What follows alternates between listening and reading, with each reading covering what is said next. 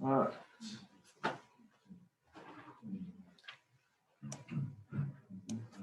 Again, there are handouts in the back, so if you would like, here last week, there are handouts. The main reason, I mean, if you like, whether or not you want to write notes, one of the main reasons I try to put the passage that we're going to read on there, so everybody's reading from the same thing, make it a little bit easier for everybody. If you want to read your own Bible, follow along your own Bible, you can, but sometimes it's a little bit easier if everybody can, if you're reading from the same, following along with the same passage, the same translation as person in charge.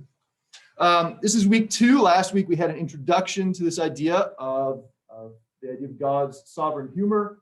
We looked at Psalm 2, which would kind of be sort of a foundational passage, kind of a framework within which we'll kind of look at some of these other passages. We'll look at the passages in of themselves and the humor of the passage, but also look at them within that context of Psalm 2 and some of which we'll talk about sort of at the end here. We'll kind of do that at the end of each of these as look at that framework. So last week was the introduction, looked at Psalm 2. Again, the goal here over the next remaining 7 weeks is to look at sort of some of the funnier passages in the Bible, the ones that reflect the idea of humor or God's humor. And so kind of see, again, be able to laugh a little bit, which is valuable right now in the midst of what we're going through, to be able to laugh a little bit. And also looking at the idea of God's sovereignty, how that laughter and God's humor reflects God's sovereignty. So this week, this will work. This week we're going to look at the idea of Isaac, birth of Isaac, which is probably a fairly familiar story, but it's one that's all about laughter. We're going to discuss the idea of humor and laughter. You pretty much have to look at Isaac, because the story is about. So we're going to look at, if you see there in the handout, there are 3 different passages we're going to look at that discuss, that deal with the birth of Isaac, 2 that deal with sort of the announcement, where God tells Abraham and Sarah this is coming, and then whenever it actually happens. So we'll start by reading the passage, and then we'll work through kind of some of the aspects of it here. So God said to Abraham, he's in the middle of a discussion. We're kind of picking it up 2/3 of the way through here, but he's having this discussion with Abraham. And he says, regarding Sarah, your wife, don't call her Sarai any longer, because regarding Sarah, your wife, don't call her Sarai any longer, because Sarah is now going to be her name. And I will bless her, and I will give you a son by her. I will bless her, and she will be a mother to nations. Kings of peoples will come from her. Abraham fell on his face, and he laughed, and he said in his heart, will a son be born to a 100-year-old man? And will Sarah, a 90-year-old woman, really bear a son? And God said to Abraham, if only Ishmael might live in your presence. But God said, no. Sarah, your wife, is going to bear your son, and you're going to give him the name Isaac. And I will establish my covenant with him as an everlasting covenant for his seed after him. But regarding Ishmael, I have heard you. Behold, I have blessed him, and I will make him fruitful, and will make him extremely numerous. Lots of kids and grandkids and such. He will become the father of 12 chiefs, and I will make him a great nation. But my covenant I will establish with Isaac, whom Sarah will bear to you at this time. Keep going here. This time next year. And he finished speaking with him, and God went up from above Abraham. And then in the next chapter, Genesis 18, the Lord appeared to him, Abraham, by the great trees of Mamre. He was sitting in the opening of the tent at the heat of the day, and he looked up, and behold, 3 men were standing opposite him. When he saw them, he ran from the opening of the tent to meet them. And he bowed himself to the ground, and he said, please, my Lord, if I found favor in your eyes, please do not pass your servant by. Please, a little water be fetched, and wash your feet, and rest beneath the tree. And I will bring a morsel of bread so that you can strengthen your heart. Afterwards you may pass on, because in this way you have passed over to your servant. And they said, go ahead and do just as you've spoken. So Abraham hurried to the tent to Sarah and said, hurry up with 3 seahs of fine wheat flour, knead and make bread cakes. Then Abraham ran to the herd of cattle, and he took a tender and good calf and gave it to the servant, who then hurried to prepare it. Then he took curds and milk and the calf which he had prepared, and he set them before his visitors. Then he stood over them beneath the tree while they ate. And they asked him, "Where's Sarah, your wife?" And he replied, "Over there in the tent." And he said, "I will surely return to you at this time next year, and behold, Sarah, your wife, will have a son." And Sarah was listening at the entrance of the tent, which was behind him. Now Abraham and Sarah were old, advancing in years, and Sarah was past the age of childbearing.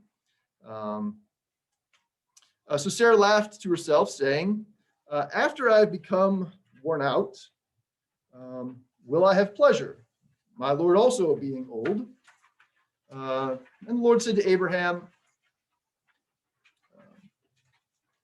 "Why did Sarah laugh, saying, 'Will I really bear a child? After all, I myself have become old. Is any deed too difficult for the Lord? At the appointed time, I will return to you, and at this time next year, and Sarah will have a son.' But Sarah denied, saying, I didn't laugh," because she was afraid. But he said, "Yeah, actually you did laugh." In the beginning of chapter 21, the Lord attended to Sarah, just as he said he would.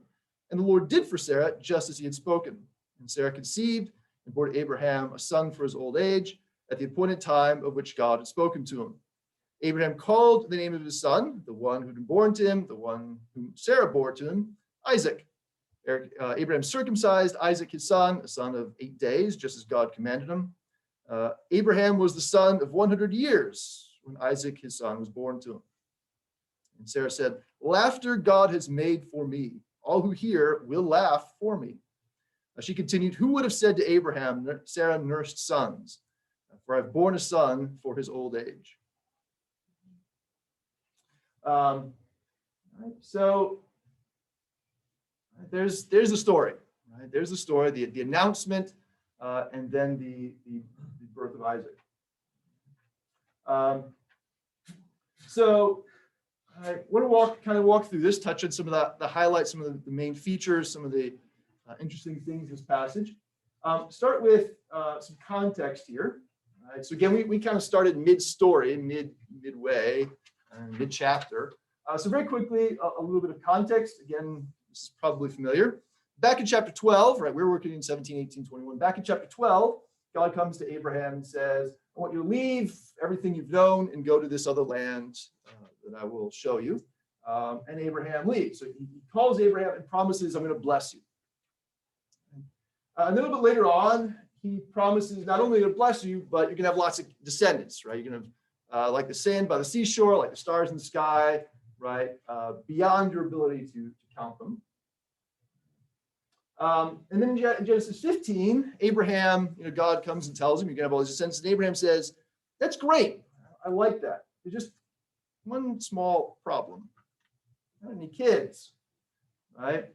And God tells him, "Don't worry about that. I will provide you with a son from your own body." So then in Genesis 16, Abraham and Sarah try to bring this promise about on their own, right? Sarah says, "I can't have kids, but I've got this maidservant. You can have a kid through her." That was kind of their version of surrogate motherhood back then. So she'll have the son, but I'll raise it as my own. Right? The problem is that didn't work out very well. Hagar was able to have the son, and the impression I get from reading the passage is she kind of gave Sarah a lot of grief about that. Like, I can have a son, but you can't, kind of thing. And Sarah didn't take too kindly to that, and so there's a lot of conflict going on in there. And so that didn't really work out quite as well as they'd hoped. Right? And so then we come to Genesis 17, where God comes to Abraham, he's still Abram at this time, changes his name, gives him a name change, and sets up this covenant of circumcision, right? Which he established the covenant, but he says, "I want you to do this as a sign of this covenant that I've made with you, this covenant of circumcision." And in the midst of this, then he says, "Oh, by the by, I'm going to give you a son by Sarah." Right? He changes her name as well, and he says, "I'm going to give you a son through Sarah," right? And that's going to be the son that's going to satisfy what I told you in Genesis 15. And in response to that, Abraham makes this comment or asks this question: "If only Ishmael might live in your presence." is he asking? What does Abraham want here? Why does he respond this way to this promise of the son through Sarah?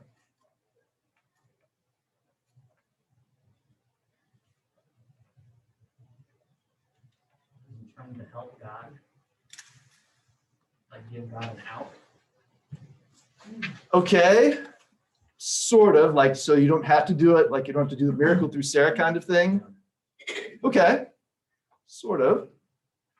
But is he asking, like, this child's already here and I want him to be part of this? Like, yeah, part of this, thank you, part of this promise. Yeah, I think, right, we tend, because we're so familiar with the Abraham, Isaac, Jacob narrative, and because Ishmael is just sort of this little blip in the map as you read through the story, that we forget at this time, Ishmael's been around for 13 years. That's the son that Abraham has. That's the son that he loves. That's his firstborn son. You read through the scriptures, firstborn sons were a big deal, right? Fathers tended to have a certain affection for that firstborn son. They might like the other sons. They didn't have issues with having more sons, but that firstborn had a special meaning to them. They got double that what everybody else got. He's got a son. He's not necessarily upset with getting the second one, but he's got a son. He's had this son for 13 years. He loves this son. I think what he's asking here is, could you maybe make this covenant that you've established with me? Can you go through Ishmael? I've got him. I like him. Could you maybe make this promise go through him? And you'll notice with the translation I've given to you there, I've kind of given you God's response, and he's like, yeah, I understand where you're coming from, but no, that's not what I've got in mind.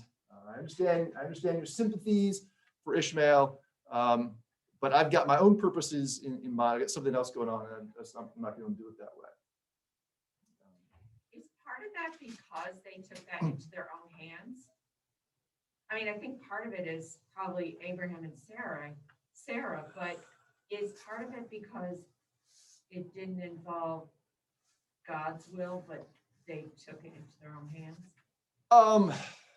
Well, I mean, it depends, because you're implying then that God is reacting to human beings and that he didn't already have his own plan in mind to begin with, which in his sovereignty, I would assume that God already had in mind he was going to use Sarah. And so they've done this. He said, yeah, Ishmael's great, but I've already got a plan. I've already got something purposed what I'm going to do. Ishmael, I'm going to do stuff with him, but that's not where I'm headed. I was thinking not that he reacted, Right. but that he knew it. He knew they were going to do that. Right. He was like, no, it's not going to be through your hands. Right. Yeah. And we'll kind of get to that idea, but yes, I think you're on the right track. And so then if you look through this chapter 17 there are three times there's this iteration about Sarah going to have a kid. Right? There's this threefold repetition of it's going to be through Sarah. It's going to be through Sarah. It's going to be through Sarah. Right? Sarah's going to have kids. Sarah's going to have kids. Sarah's going to have a kid. And that kind of repetition in that ancient literature was kind of emphasis. It was the way that they did sort of underline and boldface kind of thing was repetition. So it's emphasis. It's also this idea of it's happening, right? If Abraham was like, maybe Ishmael can still work this out, right? The threefold repetition about the kid through Sarah is like, the Ishmael thing, it's not happening. It's going to be Isaac. That's the way it's going to work.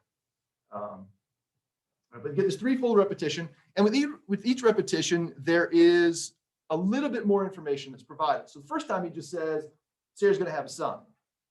And the second time he says it, it's Sarah's going to have a son, and his name's going to be Isaac, and my covenant is going to go through him.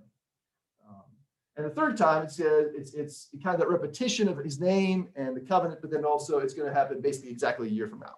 So with every time it's repeated, a little bit more information is given to Abraham as to what's going on here.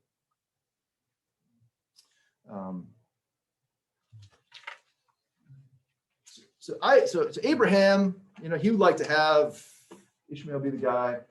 God's got his own purposes in giving this son through Sarah, giving his son through Sarah, which we'll talk about some of that a little bit. And then we come to chapter 18 with these visitors. And you'll notice that we've got sort of Abraham's response there, right? They show up on his doorstep and he kind of bends over backwards to show hospitality to these people. So ANE is Ancient Near East. If you're wondering what that abbreviation means, that's Ancient Near East. In the Ancient Near East, hospitality was a huge thing, right? It was a big deal to show hospitality to people. And so I've kind of given you there in your handout a lot of these details.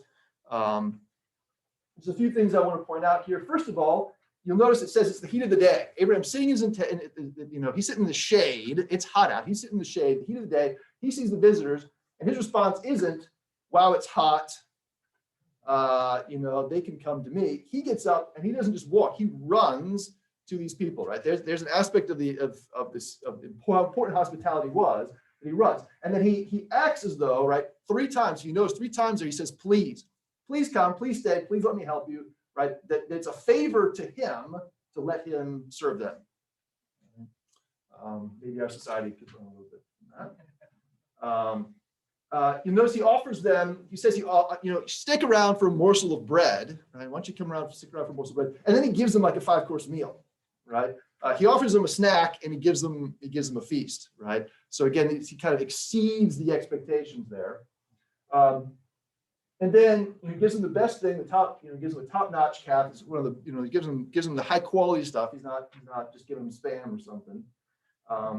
And then you'll notice twice it says that he runs. 3 times it talks about hurrying, and then just a few verse section there. I mean, by the time I get to, you read this, they're running, they're hurrying, right? He's trying to do this at top speed. By the time I get to verse 8, I'm like breathless because they're just moving it. He's moving so fast, trying to make sure that his guests are waiting as little as possible, trying to satisfy them, trying to meet their needs.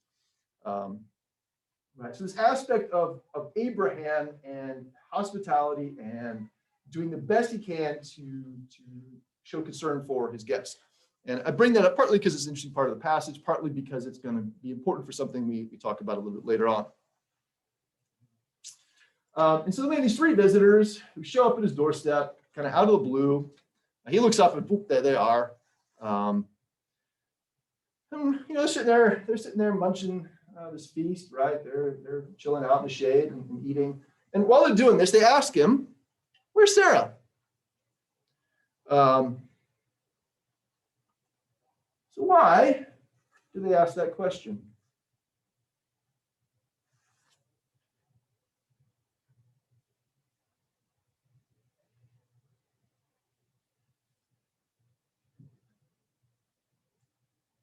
Because this is about the announcement about her. Okay, and so They want to make sure she hears it. okay, yeah. I think that's a lot of it. You'll notice they know her name, right? They don't ask, "Where's your wife?" They ask, "Where's Sarah, your wife?" Which is, now we've already, if you read back in verse 1, the author's already tipped us off as to who's come to visit Abraham. But Abraham doesn't know, right? So this is situational irony where the audience knows things that the characters in the story don't know. Abraham doesn't know. So but as far as Abraham is concerned, here should be the first thing that tips him off that this is no ordinary person, because they know the name of his wife, right? He probably hasn't told them that information. And so, right, the idea here is sort of literary, if you might say. It's to point out, especially to the audiences here in the story, that who the intended audience of their messages. They've come, right? They're talking to Abraham in this story, but the person who really intend to hear what they're saying is Sarah. Because Abraham already knows this. We've shown from chapter 17. He already knows the kid is coming, right? Abraham doesn't need to hear it again. He knows what's coming.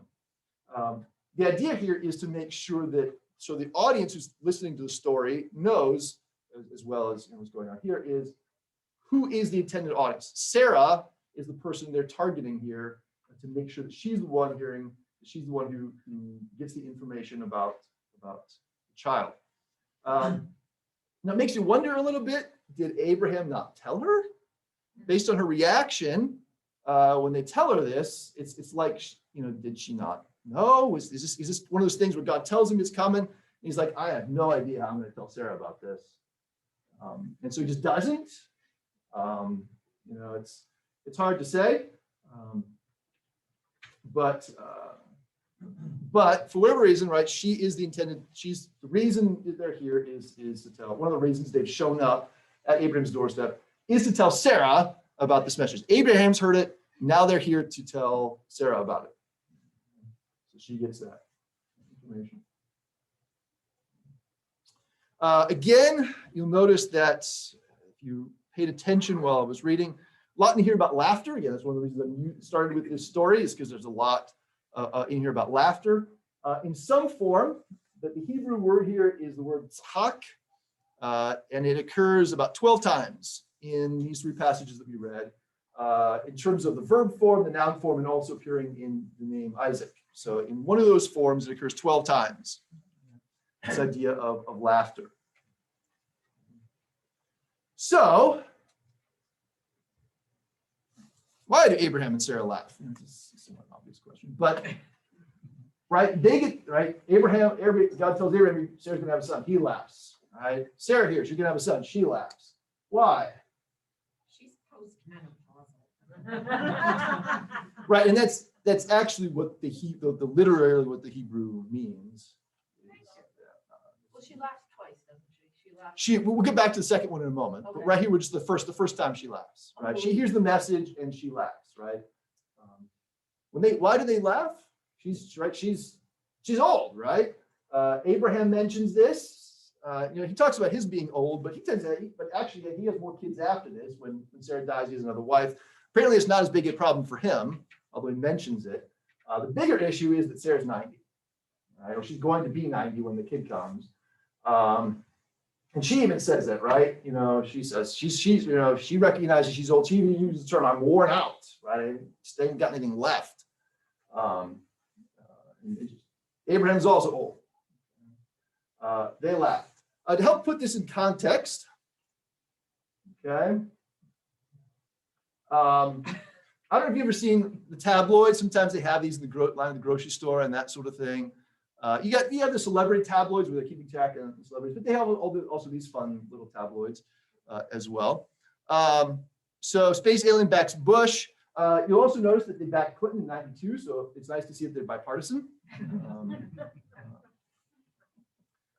This one, Poodle Boy, Baby Parks Lake, Michigan. What I love is, if you can see up here at the top, what I love is this is the world's only reliable newspaper. So I use this one because it's somewhat relevant to what we're doing here. Women's gives birth to angel. Although, on reflecting on this, I'm not sure what's so crazy about this, because doesn't every woman think she gives birth to an angel? Right? And then the child turns 2, and all that idea is gone. Right? So in that context, we've got this. Right? But basically, what we have going on here is tabloid material. Right? This is the kind of thing that you can expect to see in these tabloids. You're like, that's so stupid. Right? That's the ridiculousness of this. Right? This is all kinds of ridiculous for a 9-year-old woman to have a child.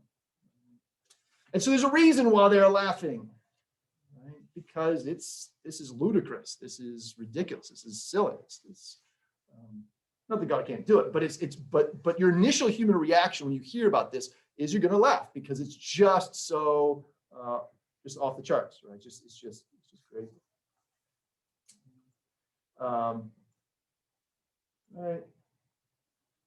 Not only, right, they're old, right, they're both old. They laugh because this is ridiculous. But if you notice in the text, they actually give sort of a threefold objection. They give a threefold objection, a threefold obstacle to Sarah's having a child. Now, one of these we know from just our knowledge of Sarah. You have to go back to like chapter 11, 12 of Genesis to get this. But Sarah's barren, right? Even when she was in childbearing age, she couldn't have children. So there's that problem. Now she's past childbearing age. So that's the second problem. And then the third problem is that you notice in the text, she says, I'm worn out. Now that I'm worn out, will I have pleasure?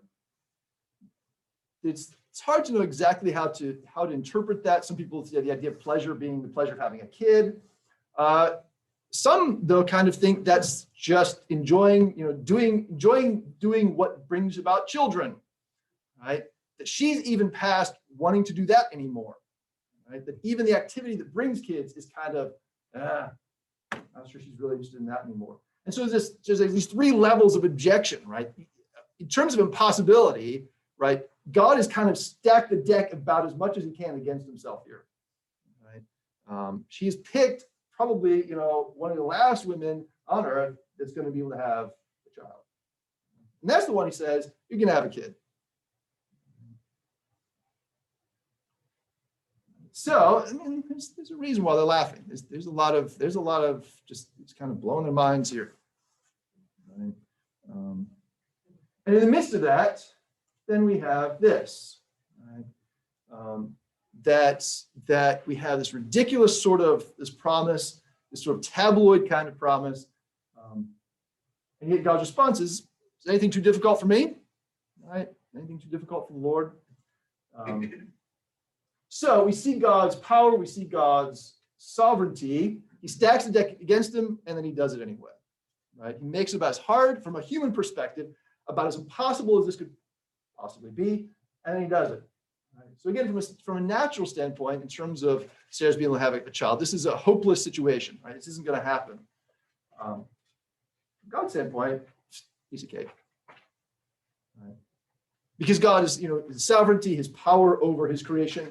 He made the world to run a certain way, but because he's the maker, he has the ability to step in and transcend those physical, natural laws and the way things naturally work to bring about what he wants, right? To show his power. One of my favorite verses is in Romans 4. Now, this is in the context of Abraham sacrificing Isaac and the idea of his believing in, God being able to bring him back from the dead, that kind of thing. But this is still somewhat applicable here, because as far as Sarah is concerned, as far as childbearing is concerned, she's dead, right? Her womb is dead as it gets. She's not having kids from her own perspective, right? And yet God steps into that and he's giving life to Sarah, giving life to the dead, and calling things that are not as though they were, right? Calling this woman who is not a childbearing and she's barren, she's not going to bear children, saying, yep, you're going to have one. Right? So he does this to demonstrate his power and his greatness, right? So how great he actually is, what he can actually do.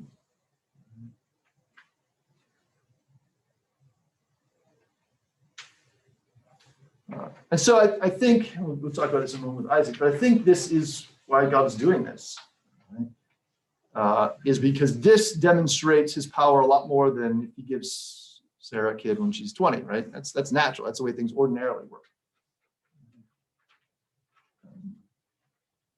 God's doing this to reveal, again, both to Abraham and Sarah, but to the descendants who hear the story afterwards, just how great he is, just what he is able to do.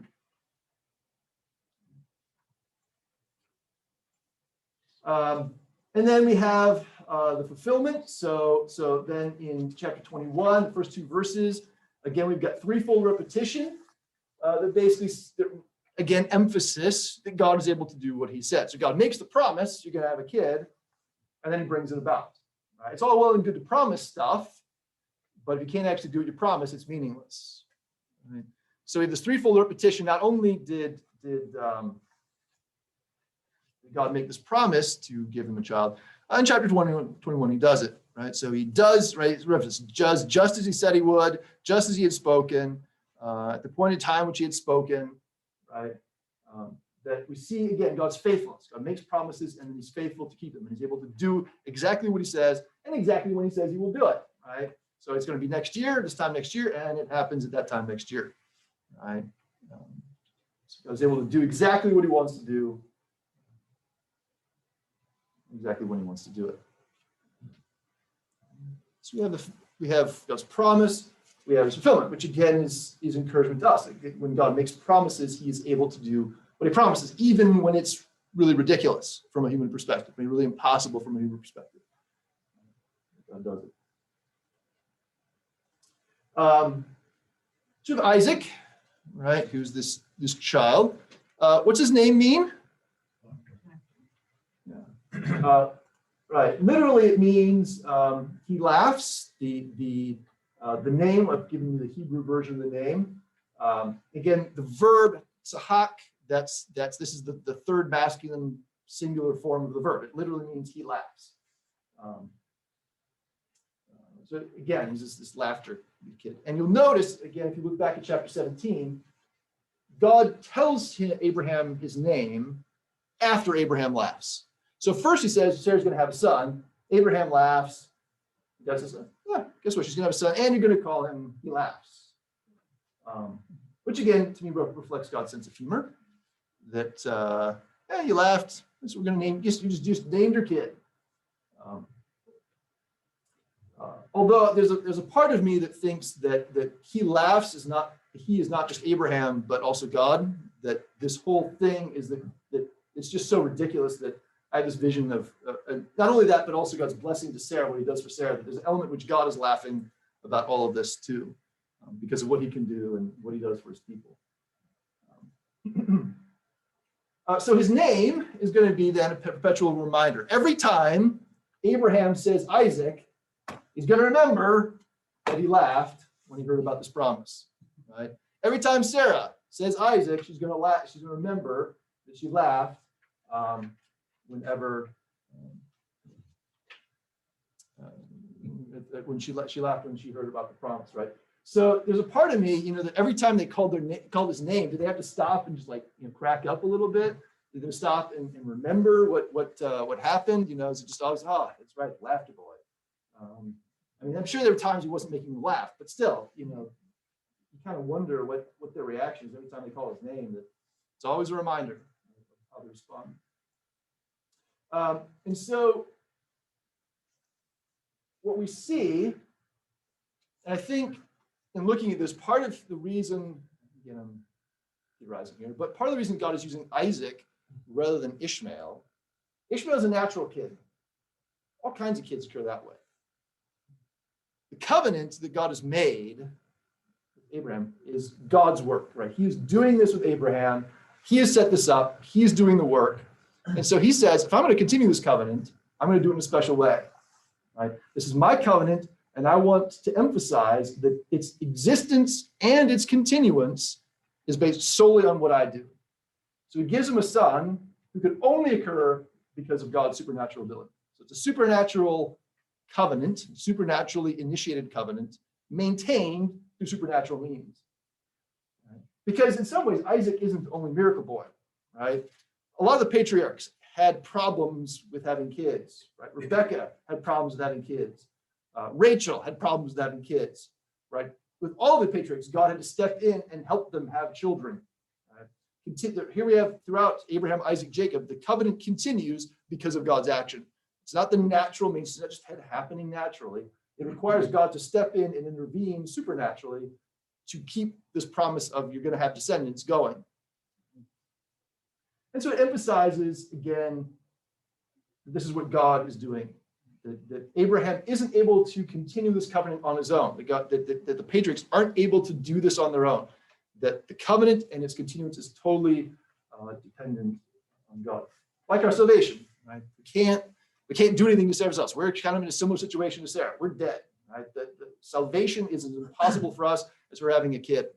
Right? And it demonstrates, again, God gives the glory because he does it. We can't take any credit for anything because it's impossible for us to do.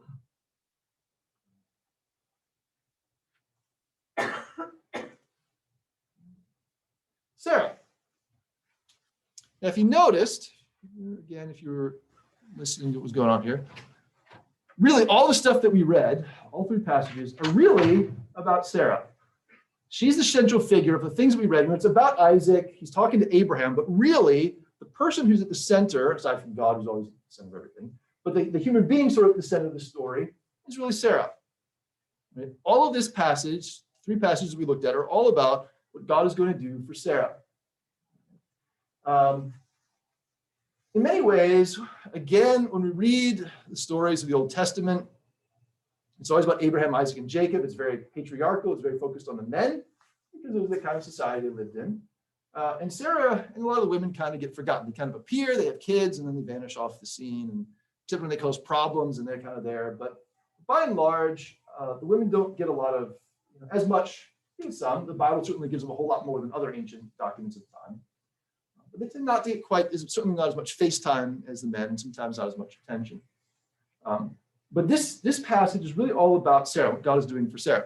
And in this, you'll see that God actually gives her equal status with Abraham.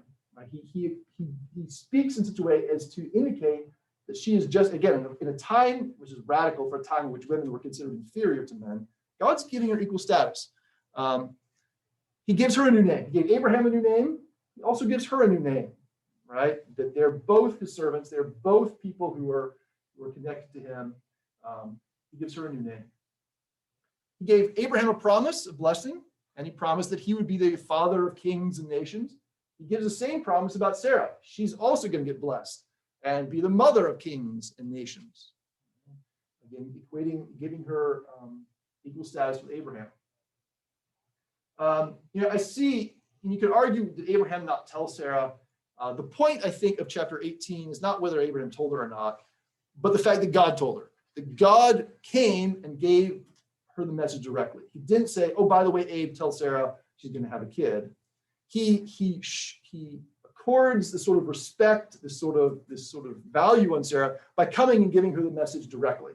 Now, it's not perfectly directly. She's back inside the tent, but he still comes and gives it so that she can hear it on her own in person rather than having to get it secondhand. And then he gives her a son, just like Abraham had a son. Again, we kind of forget, Abe's got a son. He's got Ishmael. That problem is solved for him. But Sarah doesn't have a kid yet. Right? The whole Ishmael experiment, which was supposed to sort of be her surrogate kid, that kind of failed. That didn't work out very well. She doesn't have a son. And so, again, in that period of time, that was a huge thing to be able to have children. And so he gives her a son, just like he gave Abraham a son. And so now, obviously, this is Abraham's son as well, but he already had a son by a different way. So you see this sort of throughout this passage that God is identifying the equality of Sarah with Abraham. He's identifying her value at a time, especially in a time when he didn't have a whole lot of value. What we see in this is that in some ways, Sarah was as much a part of God's redemptive plan as Abraham, right? Abraham had Ishmael. God didn't need to create another son, right? Abraham already had a son, right? But he uses Sarah. Part of it is because she's barren and he wants to demonstrate his power. But I think this also is to indicate that when God called Abraham, he called Sarah too, that both of them came together. It was a package deal. It wasn't just Abraham, that there's a package deal, that Sarah came with him and that she was as much a part of what God was doing as Abraham. I think this also, in some sense, affirms the value of marriage, that Abraham had a second, and theoretically Hagar sort of becomes his wife-ish when he has a kid by her. But Sarah is his wife. 4 times throughout this, it says, Sarah, your wife, Sarah, your wife. That the idea of the marriage, of her relationship to him is emphasized. To emphasize that marriage is important to God. He could have worked through Ishmael, but here's Sarah, here's his wife, here's this woman who's endured all of this time. She's traveled around with them. She's endured being called his sister and almost getting taken by other kings. She's put up with all of this, and that's the woman that God chooses to continue the promise to. The one who was his wife all this time, not the woman who kind of came in late in the day when they're trying to do this on their own. And in the beginning of chapter 21, you see God's concern for Sarah. That the way I've translated here is he attended to her. That word gets a lot of different usage. It's got a lot of different translations. But it's the same word. If you look at the beginning of Exodus, it's the same word when the Israelites are having problems in slavery in Egypt. It's the same word that's used when God says that he has concern for the Israelites. That he's concerned about Sarah. It's also used in the book of Numbers to talk about when they were numbering the people. It's just the idea of paying attention to, taking note of, registering, right? That Sarah's condition registered with God. He was aware of what was going on and he attended to her. He was concerned about her. He acted to alleviate her situation, right? Her barrenness. So there's this concern for her. Again, in the ancient world, I mean, this is a tough thing to be a woman without a child. There was a lot of shame. It was very embarrassing. I mean, that's again, women didn't have a whole lot of value, and that's one of the things you're supposed to do is give your husband children. And if you couldn't, that was kind of felt like a failure. I mean, that was a big thing. And God steps in and alleviates very late in the day, as far as she's concerned, but that makes it sort of all the more marvelous for her, maybe, to when all hope is absolutely lost, then she gets the kid. We'll talk about that in a minute. So coming back to Sarah's laughter, because again, she's kind of the central part, and we're talking about laughter. She laughs. When she hears the announcement, she laughs. And God has this response. God's talking to Abraham, right? He knows Sarah's listening. He's talking to Abraham and says, why did Sarah laugh? About, bearing a child. I'm old. And is anything too difficult for the Lord? At the appointed time, I'm going to come and she's going to have a son. What do we make of God's response to Sarah's laughter? What is, when he says this, what's his tone? How is he responding here? What do we make of this? I think he's reminding her who he is and how great he is. Okay, certainly that is true. Certainly that is true. I think compassion. Okay, Because of our unbelief. It's human nature. okay, so compassion for her, for unbelief. Okay, He doesn't let it slide. God doesn't let it slide when she laughs. He could have just walked right past that, but he said, yes, you did laugh. okay. Sure, so, but why? Why does he not let it slide? What's Well, I think the significance is you laugh at things that you think are light or meaningless or foolish or not significant. And he really calls her on it. okay, And unbelief is a sin. So it's the sin of unbelief that God could do what he said he would do. okay. Yeah, this is the interesting thing is I looked at 6 different commentaries, and pretty much all of them took a negative view of Sarah's laughter, that they had that response, that it's a rebuke, that it's a criticism, that it's unbelief, and that it was a terrible thing. Sort of God saying, why did Sarah laugh? She shouldn't do that. And that may very well be. There, as I was studying this to teach it, though, I kind of got a different perspective. That maybe it's something a little bit different than that.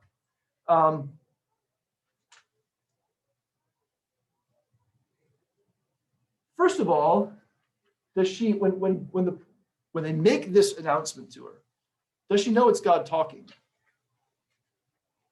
All she knows is that 3 strange people have shown up at her doorstep and told her she's going to have a kid. Right? Now, they know her name, but that's kind of hard by itself to know that that's God talking to you, just because somebody knows your name. We know afterwards, afterwards she knows it's God. We know it's God because the author tells us. But if you put yourself in the story in Sarah's place, I'm not sure that she would know that. There's also the sense when I look at all of this passage and I look at the context of all of God's concern for Sarah, he cares about her. He takes care of her. Her laughter afterwards. There's a part of me that finds it a little bit difficult to see in her response, which is a very natural human response. I'm guessing if all of us were 89-year-old women told we were going to have a kid, we would respond exactly the same way. that maybe this isn't God being hard on her. He also mentions, he mentions the fact or comment about being old. He didn't have to say that, right? Why did he accuser says, why'd she laugh? I'm God, I can do whatever I want. But he iterates her comment about being old. And so I'll show you another alternate translation for this, but I almost wonder if God's saying this sort of tongue in cheek. Not, why did Sarah laugh? But why did Sarah laugh and say, about the idea of having a kid when she's old? Right? It's kind of like, why are you shivering when it's cold outside? Right? That maybe this is more of a tongue-in-cheek kind of comment that's not necessarily a rebuke, that's maybe more compassion, more understanding of human. Maybe it's not a criticism. Maybe, maybe he's calling attention to her laughter for a different reason. Maybe instead of disapproval,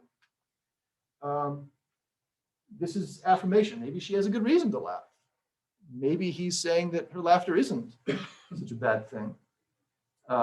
Maybe he's calling attention to her laughter for a different reason. For example, I teach statistics for Miami University. And in the course, about halfway through, we cover something called the binomial distribution. And it's a distribution that's designed, so an example is it's designed for things with two outcomes like a coin, head and tail. And it's the probability that you would get like a certain number of heads on a certain number of flips. So I flip a coin 10 times. What's the probability that exactly 6 of them will be heads? Okay. And so we do a few examples like that. And the binomial distribution is designed for small numbers, like 10 flips, 20 flips, 30 flips. Okay. So we do a few examples of that just to kind of show them how the distribution works. And then I say, all right, let's suppose we flip a coin 1,000 times. And we want to find the probability that at least 500 of them will be heads. So that means you have to find 500, 501, 502, 503, 504, up to 1,000, and add them all together. So that's 501 binomial calculations you would have to do. So I go up to the board and I start writing the first 2 or 3, and I put ... to the last one. And I tell them, all right, that's 501 binomial calculations we have to do. And I look at the clock and say, all right, we got 20 minutes left. You probably should get started. And most of my students will look at me and they will laugh because what I've asked them to do is ridiculous. And I will say, why did you laugh? And I won't say it because I'm angry or disapproving. I will say, why did you laugh? Because I know perfectly well why they laughed, because I just asked them to do something that's ridiculous. Right? And the reason I call attention to their laughter is to point out, is to call attention to the fact that what I have asked them to do is ridiculous, right? It's to call attention to what they laughed at, right? To then show them, to teach them something else. I think it is entirely possible that maybe that is what God is doing here. That instead of being critical of Sarah and saying, why did she laugh? It's terrible. Maybe he's saying, why did she laugh? Why does she think it's silly that a 90-year-old woman can have a kid? Because he's silly. Right? And what he's doing is he's calling attention to her laughter. She's laughing at something ridiculous. It is ridiculous. And in doing so, he's emphasizing his own power to do it. Right? But he calls attention to her laughter, to call attention to what she's laughing at, to say, yeah, it is ridiculous, but I'm going to do it anyway because I'm God. Maybe it's not such a negative take on laughter after all. So again, I've got this, give you a chance to write that down. Can I ask a question? Sure. So following in that train of thought, why then would she have denied? That's exactly what we're going to get to next. Yes. That is a very good question, but we'll get to that next. Then, if you look there, is anything too difficult for the Lord? There's nothing too difficult for him. Exactly. Yep. Which is why he's calling attention to this. He said, it is ridiculous from a human perspective, but I can do it because I'm God. Yep. He just told her, you know. Right. So I think it's possible, again, the idea of this class is the God who laughs, that maybe God's just having fun. He's given this 90-year-old woman a baby. Maybe he's just having fun with it. Right? I mean, how many of you, many of you in here are parents, you have kids. When you do something good for your kid, don't you have fun with it? Right? I mean, don't you just kind of, you enjoy, when you do good things for your kids, you enjoy it. You have fun with it. Why do we think that God's doing this great thing for Sarah? Is it necessarily you reacted badly? I don't know. Maybe, again, I'm not God. I can't speak for him. But I just wonder if maybe we've thought about this passage not quite accurate. So here's my translation. Again, this sort of tongue-in-cheek. Why did Sarah laugh? Does she think she's too old or something? It is pretty funny, isn't it? But guess what? I'm God, so I can do whatever I want. What's going to happen? She's going to have the kid. Again, maybe a little bit different idea. So then a good question about Sarah's denial. Okay. And so the question is, why does she deny it? What is she afraid of? She's probably afraid of his condemnation. Okay. And what particularly, why is she afraid of his condemnation? Because she laughed. Right. But She's also could be afraid that it isn't like it's getting her hopes up and it's not really going to happen. okay, she's afraid that if she makes this person mad, what could happen with the promise they just made? They might remove it. It might get withdrawn. And so I think some of it is just an ancient Near East thing of afraid of giving offense. Right? These are visitors. They've said this. She doesn't want to give offense to them. But I think her biggest fear, even though God just reiterated that he's going to do it, I think there's a certain fear here that, she laughed, she might think it's crazy, but I think her hopes are up now. She actually, which kind of demonstrates that she actually did have some faith, belief that this could happen, because I think she's actually worried that it's now not going to happen. If she gives offense, that the promise will be withdrawn, that this hope, this little bit of hope that's been, or a lot of hope that's been dangled in front of her, will not get snatched away. Are we sometimes like that? God makes us promises, and we're afraid that if we screw up, that they're going to get snatched away from us. Because even when those promises are reiterated, God just told her it's going to happen, and she's still afraid. I know that when I read this, I see myself in that it's very easy to be afraid of the promise being drawn, even when it's reiterated. And again, in God's response to her denial, you could again say, no, you did laugh, terrible woman. Maybe, again, I don't know, maybe. But maybe, maybe again, God's having fun with this.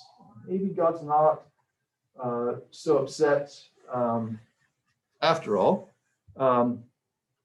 Again, if I can give you my own version of the translation, maybe it's something more like this. She says, I didn't laugh.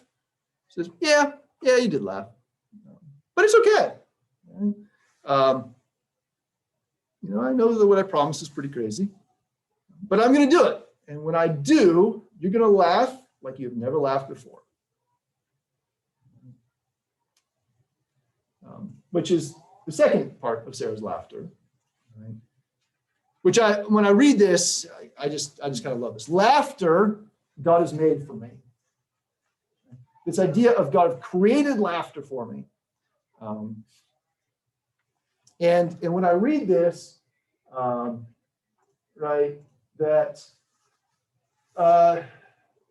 she laughed because the promise was ridiculous. Now she's laughing because that ridiculous promise has happened. God has done the ridiculous on her behalf. She's a 9-year-old woman and she now has a kid. She's laughing because, again, in the ancient world, it's really bad to be a woman without kids. She now has a kid. All that disgrace, all that shame that she was born for 90 years is gone. That is an incredible load that's been lifted from her shoulders. She has reason to laugh. And I have a sense that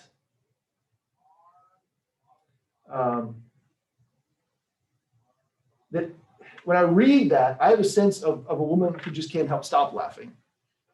That she's just basically laughing all the time. That this kid could cry in the middle of the night and she wakes up and is like, I got a kid, this is so hilarious. Right? My guess is that she's probably laughing for months before she could stop. Because, again, this doesn't happen, right? In our world, this doesn't happen. It's tabloid material. But here's a woman in a society that, again, being barren without a kid is a terrible thing. She's 90 years old. She's been hanging on with this guy for all this time. She's had to put up all this stuff, and she finally has a kid of her own. And she just can't stop laughing. And again, I look at this, I see God's goodness to Sarah. Here's this 90-year-old woman, and he just makes her laugh.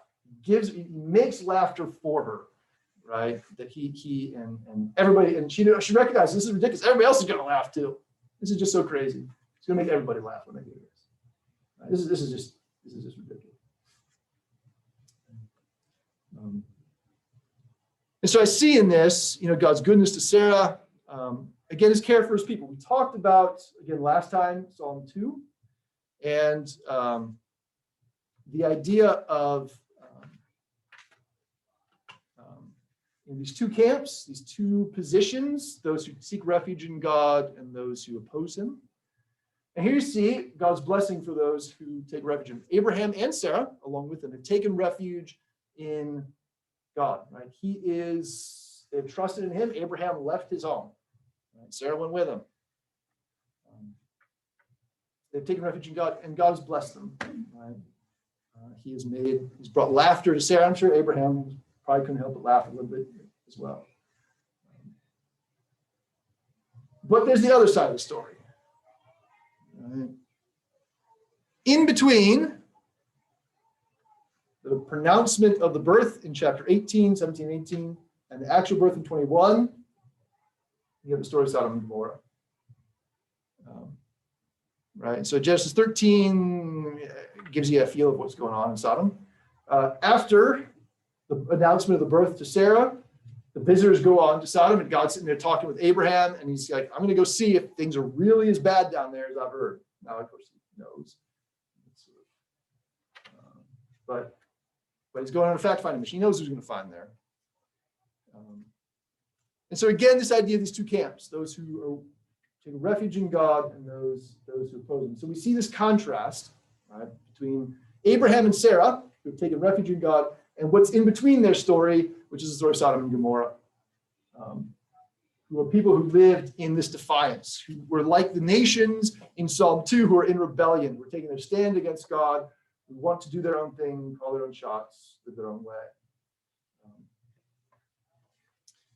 I think one of the clearest contrasts of the righteousness of Abraham and the wickedness of Sodom is the way they treat the visitors. Same visitors that visit Abraham is go to Sodom. And Abraham runs all over the place to meet their needs. And the men of Sodom, they want to abuse them. Stark contrast between those who have taken refuge in God in their life and their response, and those who have rebelled against him. And so again, Abraham and Sarah were blessed. And Psalm 2:12, those talks about kiss the Son, lest he be angry and you perished in your way. Right? Sodom and Gomorrah perished. They got wiped off the face of the earth because of their rebellion. And so the story of Abraham and Sarah, it's mostly we read that, but there's this again, looking at Psalm 2 and that idea of God's sovereign laughter. He laughed made laughter for Sarah. He's laughing with them. This is hilarious. This is fun. God's doing good things for those who've taken refuge in him. But then you have the other side of the story, the other side of the coin, those who have opposed him, Sodom and Gomorrah, they thought they could do whatever they want. They mistreated the visitors that he sent to their city. They wanted to, Lot prevented them, and they kind of stopped them. And as a result, right, they perished. God laughed at them, right? Just like he laughed at the nations who think they can do whatever they want and get away with it, and it isn't so. God made an example of Sodom and Gomorrah, who then become a byword for the rest of Scripture. Every time you read their name, right, it's always the people who got wiped off the face of the earth because of their wickedness. One little just FYI, to throw this in here, because I just like little random pieces of information. We're familiar with Sodom and Gomorrah. There were actually 4 cities that were destroyed. There were 4 cities of the plain that got wiped out. The other 2 were called Admah and Zeboim. And I just mentioned that because they're actually referred to in Hosea by themselves. So if you have no idea what that is, you'll read Hosea and you're like, what the heck is going on here? So if you ever happen to read Hosea 11 and you see Admah and Zeboim, You can also read Sodom and Gomorrah in there. Those are the two, those were also cities that got wiped off the face of the earth when God sent his judgment. So there's just a little bit of Bible fact for the day. All right. Any thoughts, comments, questions, concerns? We rarely put laughter, fun as a character. Yeah, that's why I'm doing this, is because I think that's true. I think that too often we don't think of God as someone who can have fun, that he can enjoy kind of what he's doing and how he's working. Yeah. We actually have a painting. It's the only piece of artwork that Laurie and I have purchased in our entire marriage, and it's called The Dance of Grace. And it's a picture of Jesus he's with a group of children in a circle, and you see people standing outside the circle looking on, some smiling, some in the back, like, what is he doing? And you can see the sheer delight in his eyes as he's going around. And you also see that there's one of the little boys who's been laying. So it's just an amazing picture on joy, laughter, grace. Yeah. Yep. Again, if we talk in the church about the idea of joy and that sort of thing, but if God is not himself a joyful God, if God is not a God who can himself have fun, how can he give fun to his people? How can he give joy to his people if joy is not a main characteristic of who he is?